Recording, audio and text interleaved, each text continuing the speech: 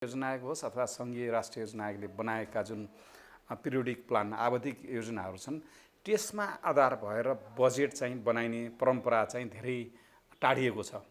भन्दाखेरि अर्थ मन्त्रालयले लिड गरेर गराउने बजेट अर्कै बाटोमा हिँडिरहेको छ, जबकि हाम्रो दीर्घकालीन अब यो पञ्चवर्षीय आवधिक योजनाहरू अथवा अरू कुनै लक्ष्यहरू जुन प्राप्त गर्ने हाम्रा विभिन्न अन्तर्राष्ट्रिय सन्धि सम्झौताहरू छन्, हाम्रै आफ्ना दस्तावेजहरू छन्, आफ्नै रणनीतिहरू छन्, तीमा आधार भएर बजेट चाहिँ प्रस्तुत गरिएको छैन, अफ ट्र्याक छ। बजेटमा बढी राजनीतिक हस्तक्षेप, अब एउटा कुनै व्यक्ति विशेष अथवा नेतृत्वको चाहिँ कुनै क्षेत्रतिर अलिक बढी ध्यान दिएर जानुपर्ने, बजेट एलोकेट गर्दाखेरि अलिकति समानुपातिक हिसाबले नबाँड्ने जुन परम्परा देखियो। त्यसकारणले हाम्रा आवधिक योजनाहरू एउटा लाइनमा हिँडिराखेका छन् र हाम्रा बजेटमा जुन बजेट विनियोजन गरिएको छ, बजेटमा आयोजनाहरू गतिविधि जुन तोकिएको छ, तिनी ठ्याक्कै मिलेका छैनन्। त्यसमा मुख्य कारण चाहिँ राजनीतिक नेतृत्वले त्यो आवधिक योजनाहरूलाई चाहिँ त्यति राम्रोसँग ग्रहण गर्न सकेको देखिएको छैन। तथापि तपाईँले अब शिक्षामा लगानी गर्नुहुन्छ, कति प्रतिशत चाहिँ हाम्रो साक्षरता दर बढाउने, खानेपानी कति बढाउने, त्यसमा आवधिक योजना पनि छन्। त्यो नभएको होइन, किन तपाईँले केही न केही विकास गर्नुभयो भने कुनै न कुनै लक्ष्यमा चाहिँ हामीले कतै न कतै चाहिँ भेटाएका हुन्छौँ, तर त्यो प्लान वेमा चाहिँ गएको छैन। र यसमा चाहिँ अब यदि हामीले आगामी दिनमा पनि यही हिसाबले होइन राजनीतिक अस्थिरता हुने र परिवर्तन भइरहने सरकारले पनि आवधिक योजनाभन्दा बाहिर गएर जुन बजेट बनाउनुहुन्छ त्यो क्रम प्रदेशमा पनि देखेको छ। त्यस हिसाबले हामीले योजना बनाउनुको औचित्यमाथि नै प्रश्न उठ्न सक्छ। अहिले अर्थ मन्त्रालय हाबी भएको छ। अब ठुला आयोजनाहरू विशेष गरी शिक्षा क्षेत्रमा, स्वास्थ्य क्षेत्रमा अथवा पूर्वाधार क्षेत्रमा ठुलो रकम पाउने चाहिने खालका जुन आयोजना छन्, त्यो मन्त्रालयसित समन्वय गरेर राष्ट्रिय योजना आयोगबाट त्यसको प्रतिफल कति प्राप्त हुन्छ, लागत अनुसारको प्रतिफल छ कि छैन, त्यसको स्रोतको व्यवस्थापन कहाँबाट हुन्छ भन्ने कुरा हेरिन्छ त्यति बेला। तर अहिले त्यो चाहिँ हाफाजाडले जुन हिसाबले तपाईँले प्रोग्राम प्रोजेक्टहरू आइराखेका छन्, जस्तै अब रेलको प्रोजेक्ट आयो, त्यो राष्ट्रिय योजनाले पछिबाट राख्नुपर्ने, पहिल्यै नहुने भनौँ, यस्ता एडहकली जुन ल्याइएको छन्, तिनी आवधिक योजनाहरूले परिकल्पना गरे भन्दा अन्यत्रबाट चाहिँ थुप्रै योजनाहरू आएका छन्। र यसले के हुन्छ भने एउटा अनुशासन, बजेट बनाउने अनुशासनलाई उल्लङ्घन गर्छ। म राष्ट्रिय योजना आएको हुँदाखेरि सबैले त्यो पर्सेन्टमा बजेटमा आउँदाखेरि 157% भयो। अदालतले 1% भन्छ होइन, त्यति बेला त संवैधानिक निकायका एउटा आयोगले पनि 1% भन्छ। भन्दाखेरि त 157% त बजेट त हुँदैन। त्यो यो पर्सेन्टेजको कुरा होइन कि हाम्रो आवश्यकता के हो, हाम्रो लक्ष्य के हो।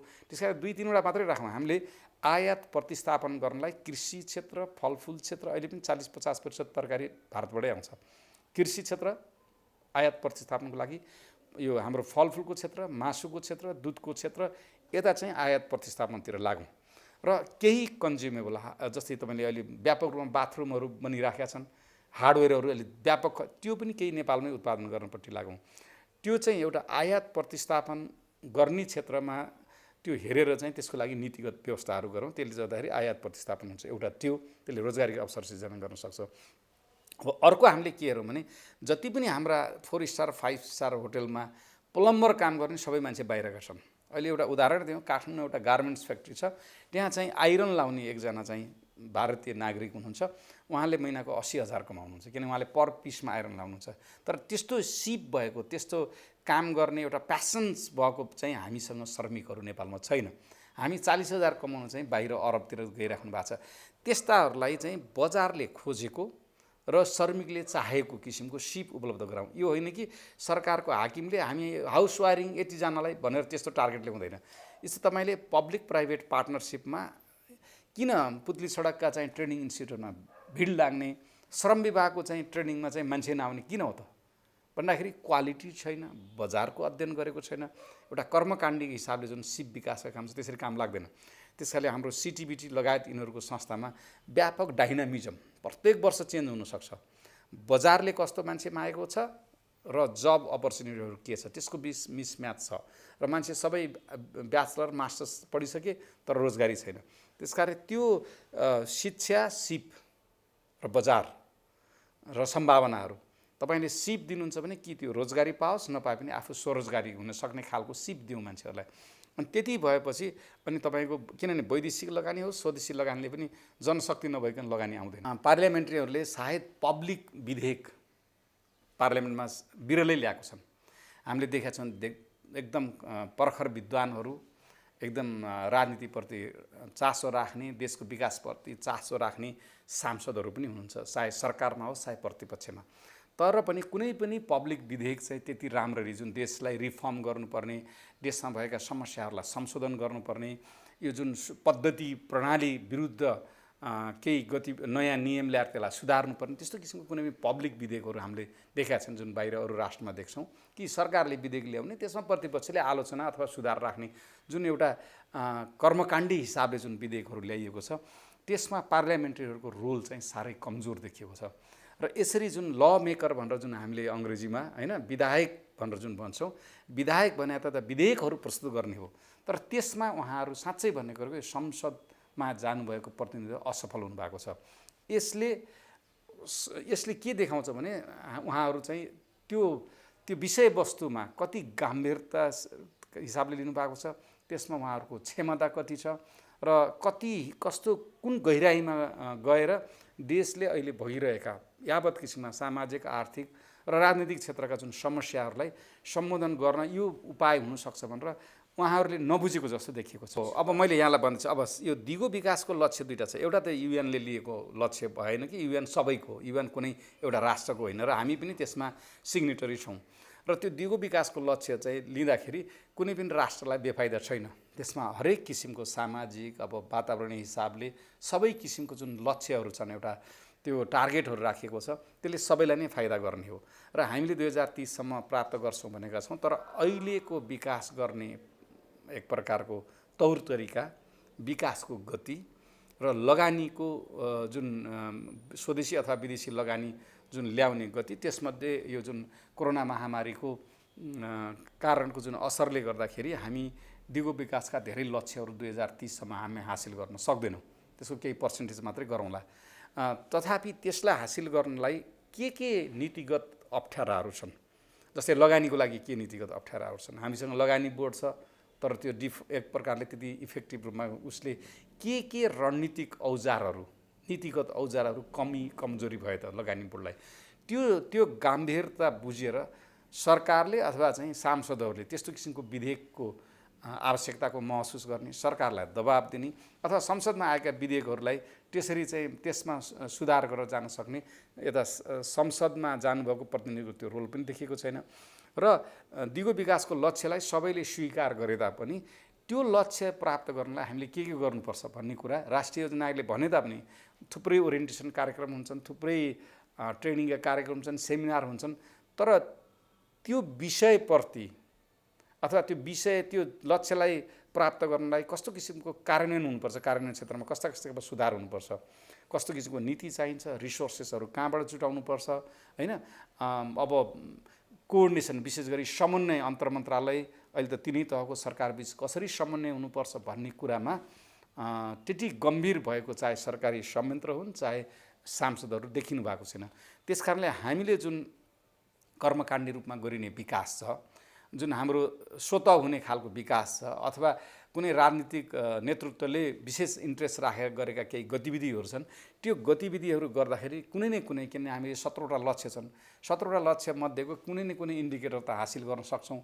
त्यसकारणले हाफाजाडली रूपले हामीले दिगो विकासका लक्ष्यका केही इन्डिकेटरहरू हासिल गर्न सकौँला, तर सिस्टेमेटिक रूपमा योजनाबद्ध हिसाबले अगाडि बढेर दिगो विकासका लक्ष्य हासिल गर्ने वातावरण, संस्कार र गति अहिले चाहिँ देखिएको छैन। अब कसरी जानुपर्छ भन्दाखेरि यो जुन राजनीतिक अस्थिरता, एउटा चाहिँ यो दलहरू परिवर्तन हुने अस्थिरतालाई एकापट्टि राखेर नीतिगत स्थिरता चाहियो हामीलाई। जुनसुकै दल आए पनि हाम्रो नीतिहरू बारम्बार परिवर्तन हुनु भएन, हाम्रो प्रशासनिक संरचना पनि बारम्बार डिस्टर्ब हुनु भएन र प्रशासनको क्षमता अभिवृद्धि गर्ने चाहिँ कार्यक्रमहरूलाई निरन्तरता दिनु पर्यो। त्यसकारणले हामीले सरकार मात्रै स्थिर भएर राजनीतिक स्थिरता हुन्छ भन्ने जुन हाम्रो मानसपटलमा छ, त्योभन्दा पनि हामीले नीतिगत स्थिरता चाहौँ। संविधानमा त्यो भावना हो, त्यो प्रस्तुत गरिएको, त्यो एक प्रकारको कुनै समय सीमा चाहिँ तोकेको छैन संविधानले। संविधानको त्यो एउटा निर्देशन हो, निर्देशित एउटा चाहिँ गरेको छ कि हामी सबैलाई कोही मान्छे भोकले नमरोस् यो देशमा भन्ने हिसाबले संविधानले त्यो परिकल्पना गरेको हो। तर हामी दिगो विकासका लक्ष्य जुन पुरा गर्नेमा त्यो चाहिँ समयको हिसाबले हो। त्यसमा चाहिँ एउटा सीमा छ, समय सीमा छ। 2030 भनेका छौँ होइन। संविधान संशोधनतिर नजाउँ, संविधान त निर्देश मात्रै गरेको हो, त्यसले कुनै समय सीमा तोकेको छैन। त्यो त एउटा हाम्रो आधारभूत दस्तावेज हो जसको रेफरेन्समा हामीले ऐनहरू बनाउँछौँ। तर अहिले भएका ऐनहरूमा चाहिँ व्यापक संशोधन जरुरी छ होइन। त्यसलाई तपाईँले भनेपछि एउटा केही नेपाल ऐन संशोधन यदि कार्यान्वयनकै पक्ष गर्नुहुन्छ त्यसमा ल्याउनुहोस्। कहाँनिर अप्ठ्यारा छन् तपाईँको? अनि हामीले दुईवटा कुरा के दिनु भने जबसम्म तपाईँ उत्पादन बढाउनु हुँदैन, चाहे पुँजीको उत्पादन बनाउनुहोस्, चाहे रिसोर्सेसको उत्पादन बढाउनुहोस्, चाहे ह्युमन अथवा मानव संसाधनको क्षमताको स्रोत बढाउनुहोस्, त्यो बढाउनको लागि गरिने गतिविधि के हुन् त? तपाईँले शिक्षाको लागि टार्गेट राख्नुहुन्छ, तर त्यसको लागि लगानी कहाँबाट आउँछ? अनि शिक्षाको तपाईँले राख्दाखेरि शिक्षाबाट उत्पादन भएका जनशक्ति कहाँ प्रयोग गर्नुहुन्छ? यो एकदमै एकीकृत विषय हो। तपाईँले जबसम्म लगानीको माहौल सिर्जना गर्नुहुन्न, तपाईँले जेन्डरमा चाहिँ यो रोजगारका क्षेत्रमा महिला पुरुष अथवा अरू लिङ्गलाई चाहिँ कसरी चाहिँ रोजगारीको अवसर सिर्जना गर्नुहुन्छ? तपाईँले रोजगारीका अवसर सिर्जना गर्नु त लगानी हुनु पऱ्यो, त्यही अनुसारको उत्पादन हुनु पऱ्यो, त्यही अनुसारको आर्थिक वृद्धि दर हुनु पऱ्यो। अब अहिले 40-42 खर्बको अर्थतन्त्र लिएर हामी दिगो विकासका लक्ष्य सबै पुरा गर्छौँ भनेर हामी गर्दैनौँ, कागजमा गरौँला। तर व्यवहारमा त्यो 40-42 खर्बको चाहिँ यहाँ जुन हाम्रो अर्थतन्त्र छ, GDP छ, त्यो कम्तीमा पनि 100 खर्बभन्दा बढी ननाग्दासम्म त हामीले पर क्यापिटा इन्कमै बढाउन सक्दैनौँ। अब हुन्छ हाम्रो राजनीतिक दलहरूले घोषणापत्रमा 5 वर्षमा $5,000 प्रति व्यक्ति इन्कम गराउँछु भन्नुहुन्छ। जुन $1,000बाट 5 वर्षमा $5,000 हुने त्यो त मिराकलै हो। अब हामीले पढेको अर्थशास्त्रको बेसिक नलेज अनुसार 7 वर्षमा तपाईँले 10% आर्थिक वृद्धि दर कायम गर्नु भने बल्ल तपाईँको डबल हुने इकोनोमी, अथवा 7% आर्थिक वृद्धि दर कायम गर्नु भने बल्ल 10 वर्षमा डबल हुने हो। भनेपछि तपाईँको $1,000 प्रति व्यक्ति जुन हाम्रो पर क्यापिटा इन्कम छ त्यसलाई डबल गर्नलाई त 7% इकोनोमिक ग्रोथ 10 वर्ष लाग्छ। अब यहाँ राजनीतिज्ञहरूले 5 वर्षको सरकारले $5,000 बनाइन्छ भनेर भन्छ, जनता पनि पताउँछौँ। त्यस कारणले यी कुरामा हामीले जुन बेसिक फन्डामेन्ट हो जुनसुकै देशको पनि, तपाईँले राजस्व कसरी बढाउनुहुन्छ, लगानीको सिर्जना कसरी गर्नुहुन्छ, तपाईँको अन्तिममा गएर जनताको हातमा स्वाभिमानी हिसाबले कसरी आय स्रोत बढाउनुहुन्छ होइन। एउटा मर्यादित र स्वाभिमानी रोजगारी अथवा स्वरोजगारी भएर हरेक नागरिकले, कम्तीमा पनि 18 वर्ष पुगेको नागरिकले, अब ऊ चाहिँ प्रोडक्टिभ हुने बेलासम्म 64 वर्षको नागरिकले कसरी आफ्नो आय आर्जन गर्छ, त्यसैमा इकोनोमिक गतिविधि बढ्ने हो। अनि बल्ल चाहिँ तपाईँले शिक्षामा लगानी गर्न सक्नुहुन्छ, राजस्व आयो भने स्वास्थ्यमा लगानी गर्न सक्नुहुन्छ। त्यस कारणले आइसोलेटेड रूपमा हेरेर एउटा मात्रै दिगो विकासका लक्ष्य जुन 17वटा छन् त्यसको एउटा मात्रै आयामलाई चाहिँ सम्बोधन गर्न सकिन्न। त्यसैले सबभन्दा पहिले हामीले के गरौँ भने देशमा लगानीको माहौल सिर्जना गरौँ। सबभन्दा पहिले लगानी गर्नको लागि एउटा चाहिँ चाहे त्यो प्रशासनिक वातावरण होस्, चाहे नीतिगत वातावरण होस्, र एउटा चाहिँ राजनीतिक हस्तक्षेप कम हुने वातावरण होस्, शान्ति एउटा कायम होस्, त्यो वातावरण सिर्जना गऱ्यौँ भनेदेखि बल्ल हामीले अनि त्यसको लागि आवश्यक पर्ने जनशक्तिको उत्पादन गर्नु। सबभन्दा हाम्रो ठुलो चाहिँ समस्या भनेको शैक्षिक बेरोजगारीको समस्या छ। जबकि प्रधानमन्त्री रोजगारी कार्यक्रम ल्याएर शिक्षा प्राप्त नगरेका मान्छेहरूलाई चाहिँ हामीले रोजगारी दिइरहेका छौँ। जबकि बजारमा श्रमिकको यति अभाव छ। अहिले बङ्गलादेश र इन्डियाबाट आएर सडक बनाउने होइन, बाहिरबाट श्रमिकहरू आएर धान रोप्ने काम छ, त्यहाँ त्यो क्षेत्रमा श्रमिकहरूलाई ओरिएन्टेसन मात्रै चाहिएको छ, रोजगारीको व्यापक रूपमा उपलब्ध छ। यदि त्यसलाई चाहिँ हामीले एलाइन गर्नुपर्ने हुन्छ। हाम्रा विकासका गतिविधिहरू समयमा टेन्डरिङ गर्ने होइन, 3 महिना मात्रै कन्स्ट्रक्सनको काम हुन्छ हाम्रो सरकारी प्रोजेक्टको, त्यसलाई चाहिँ वर्षैभरि काम गराउने र उनीहरूलाई चाहिँ इन्सुरेन्सको व्यवस्था गर्ने, त्यसलाई अलिकति स्थानीय सरकारलाई समेत परिचालन गरेर व्यवस्थापन गर्यो भने नपढेको साधारण चाहिँ अशिक्षित श्रमिकहरूलाई नेपालमा रोजगार व्यापक रूपमा छ। तर हामीलाई समस्या छ मास्टर्स गरेको, बोटानी लिएर मास्टर्स गरेको छ, हेल्थ एजुकेसन ल्याएर ब्याचलर गरेको छ, त्यो मान्छेहरू चाहिँ अहिले बेरोजगार भइरहेको। पहिला त रिसोर्स अप्टिमाइज गर्नु पऱ्यो। तपाईँले अघि नै भन्नु स्थानीय तह, प्रदेश र केन्द्र तह सरकारले जति पनि बजेटहरू बनाउनु छ डुप्लिकेसन हटाउनु पऱ्यो र टार्गेटेड हुनु पऱ्यो। त्यो अहिलेको आवश्यकता के हो? दिगो विकासका लक्ष्यहरूलाई अगाडि राखौँ र कुन लक्ष्य पुरा गर्नलाई हाम्रो पहिलो प्राथमिकता के हुनसक्छ? मैले जस्तै सिप विकास भने होइन, उत्पादन बढ्ने, लगानी भने, अनि तपाईँसँग रिसोर्सेस जेनेरेट हुन्छ अनि त्यसले तपाईँले अन्यत्र लगानी गर्न सक्नुहुन्छ। र स्वास्थ्य र चाहिँ शिक्षा क्षेत्रमा तपाईँले यस्ता सर्भिस डेलिभरी बनाउनुहोस् कि सरकारी संयन्त्रको क्षमता बढाएर मान्छे खुसी होस् सरकारले दिएको सेवाबाट, त्यसले पनि इन्डिकेटर पुरा गर्छ। र स्थानीय सरकारलाई चाहिँ आफ्नो स्रोत परिचालनमा पनि क्षमतावान बनाउनुहोस्।